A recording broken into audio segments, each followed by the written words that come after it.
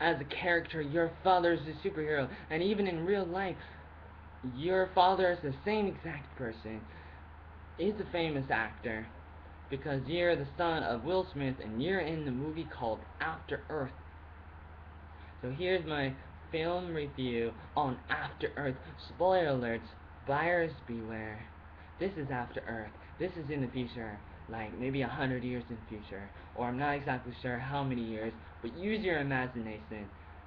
There were some problems, just like in the film Oblivion. There were wars or something, and now they're trying to repopulate Earth or maybe other planets as well, and they're exploring other planets. So it's a little bit like Star Trek because they kind of got spaceships. I don't know how fast they can go exactly, but they can go to other planets.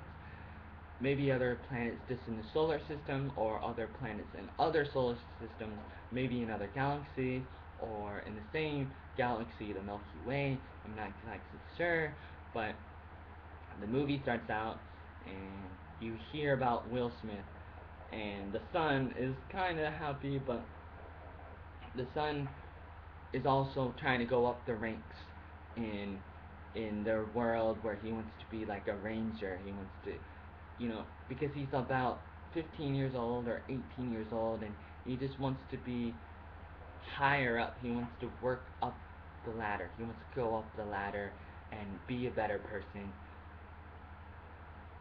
Because eventually he wants to grow up and be like his father and be like a war hero kind of thing, and you have to work up the ranks in order to make that happen. You have different ranks where you start out and you're in the lower level of whatever you're called, like you're a dog, and then you work up the ladder, and now you're a cat, and now you're a ranger, and now you're a explorer, and now you're a senior citizen, or whatever they call the different levels of being a fighter, being a soldier. And at the beginning, the son of Will Smith is like, he wants to go up, but then his commanding officer is like, no, or his teacher is like, no, you're not ready, maybe next year. And he's kind of upset. And then his father comes home, and he hasn't seen his father in like months. And his father is like, okay, so what happened today? I heard about, the promotion. And his son is like, I did not get the promotion, sure. And then that's kind of upsetting. And then the wife of Will Smith, not his real wife, but in the movie, his wife is like, you know, your son needs not a commanding officer. Your son needs a father. And then Will Smith takes his own son on a mission, and they go to like another planet. But then there's a problem, and everybody is killed except for Will Smith and his son. Then they crash land onto the planet. But then Will Smith has a broken leg. Spoiler alerts! I'm telling you. I'm gonna tell you everything about the movie. Will Smith can't walk. He has a broken leg, but then he has a device, communication device with his son, so he can talk to his son. So his son has to go and walk really far and run really far through the jungles of the planet with big birds and big lions and tigers and spiders and all these different animals, and he has to run through there, and all these like killer monkeys, and he has to get to another part of the ship because the ship broke in half. And they have a beaker on their side, but it's broken, so they can't communicate with Earth or with the other people so that they can get help, so that another spaceship can come and save the day, because they're stuck on the planet, just like Gilligan's Island. They were stuck on an island, like Survivor. You get stuck. When your ship crashes onto a boat, no, onto an island, and you get stuck there, and you're like, oh no, I'm stuck. You have to call for help, and that's what they needed.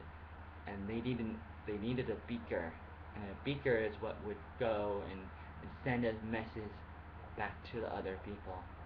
But the one beaker was broken, so the son of Will Smith has to run through the whole movie, him running and trying to trust his own instinct, but he also has to trust the advice of his own father. His father says, "Okay, do this, do that. Nobody's chasing you. Stop running. You need to take a needle, take a shot of adrenaline or some medicine that will help you, and shoot it right into your heart. Not just into your arm, but into your heart. For some reason, it's faster when it goes straight there, especially when you're about to die. If you have like asthma, or if you get like a leaf, like you get some kind of animal that's sucking on your blood, on your skin, you pull it off, and you're like, oh no, and then there's poison that goes into your body, and you have to take a little shot, little needle, and right into your heart and try to stop the poison from spreading, kind of thing. And that's what the son of Will Smith had to do. And then there's other things he had to do. And at one point, he's on the top of a mountain, like the top of a cliff, and Will Smith is like, you need to abort. You need to go back. You don't have enough to handle this. And the son is like, what did you want me to do? What did you want me to do? You know, and what was I'm gonna do this. And he jumps off, and he has these wings as a part of his suit, part of his costume, kind of thing. And he's able to glide through the air.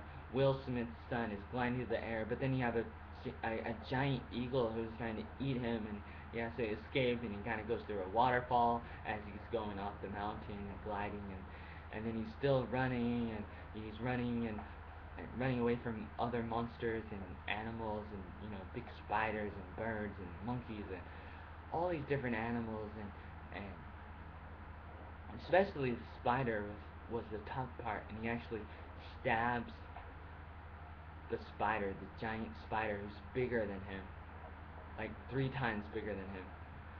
It's kind of like something that Will Smith does in the Men in Black movie, where he's fighting a giant monster, and he does that in some movies.